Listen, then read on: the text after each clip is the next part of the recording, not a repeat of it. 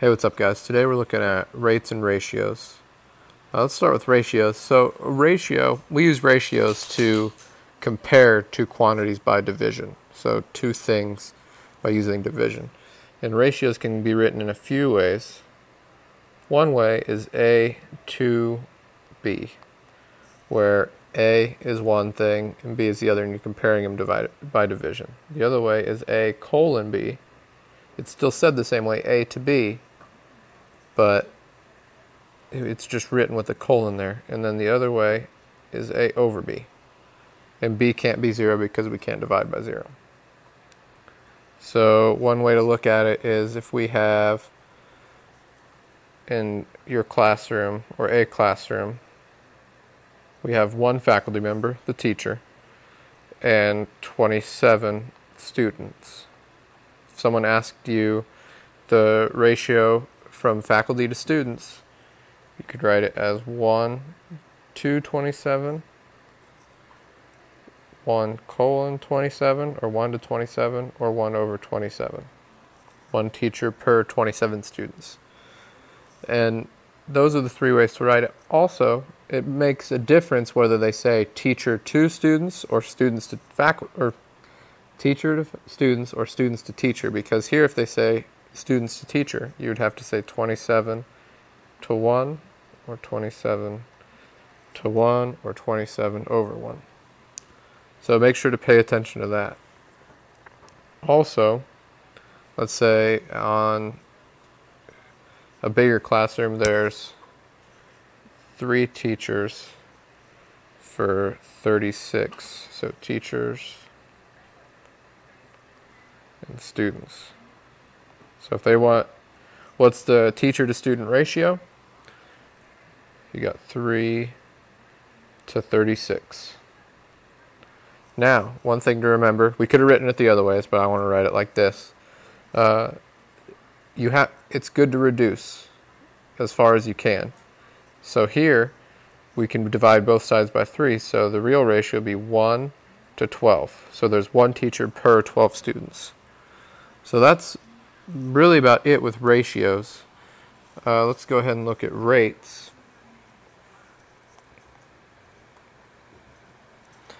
A rate is just a ratio with two quantities of different units. So like if your car gets 27 miles per gallon, you would write it as 27 miles per division per gallon, and 1 gallon. So if you look there, that is a ratio. You could even write it as 27 miles per 1 gallon. But it's helpful to write it in this division way, because then we can reduce it. So also you can think of it as driving 60 miles per hour. They also write that as 60 miles per 1 hour. Okay, so expanding on that example, we can convert rates to other units. Rates are always going to be dealing with units. So let's say that you were going 60 miles per hour, per 1 hour.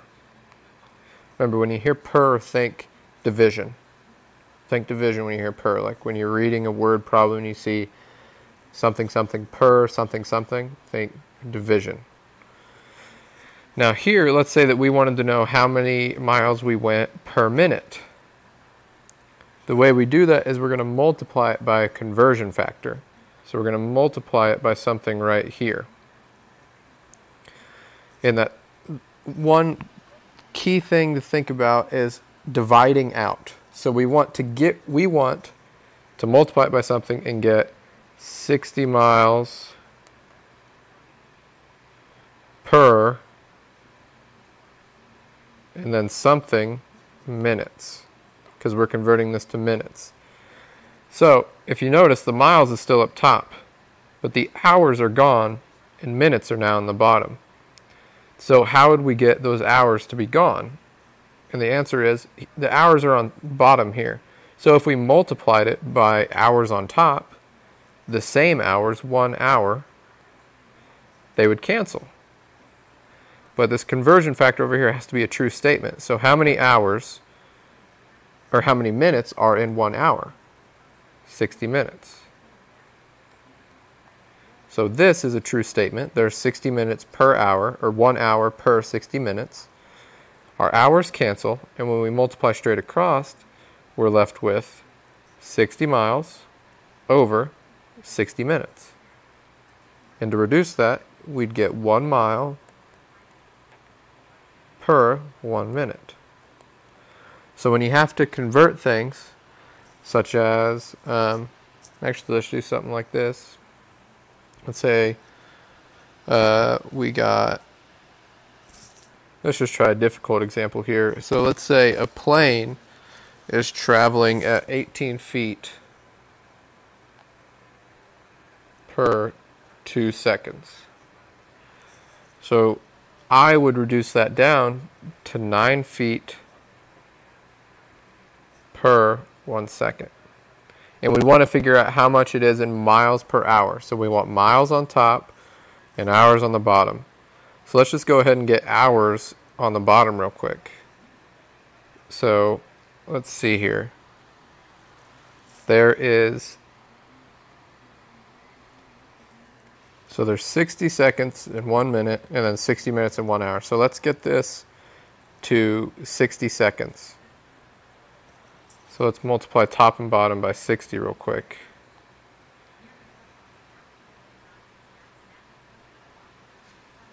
And if you want to think about this in units, which I messed up there, I'm sorry. So think about there's 60 seconds per, oops, 1 minute. So when we multiply straight across, we'll get 9 times 60, which is 540 over 1. So let's see how our units canceled. Our seconds canceled. Now we have feet over 1 minute. So feet over 1 minute. And let's do it again. Let's get this to hours. So how many hours, or how many minutes are in 1 hour? 60 minutes. And the reason why I put minutes on top is because I want to cancel these minutes. So 60 minutes on top per 1 hour. So minutes cancel. 540 times 60. So that is 32,400. And I already had my calculator, so I used that, over 1 hour. So that is feet per hour. So let's just bring that back down here. 32,400 feet per 1 hour. So we already have hours on bottom. Let's go ahead and get feet converted to miles. So conversion factor, I'm trying to get rid of feet. So feet are going to be on the bottom, and I'm going to want miles on top. So how many feet are there in 1 mile? So 1 mile and then 5,280 feet per mile. So let's do this. The feet cancel,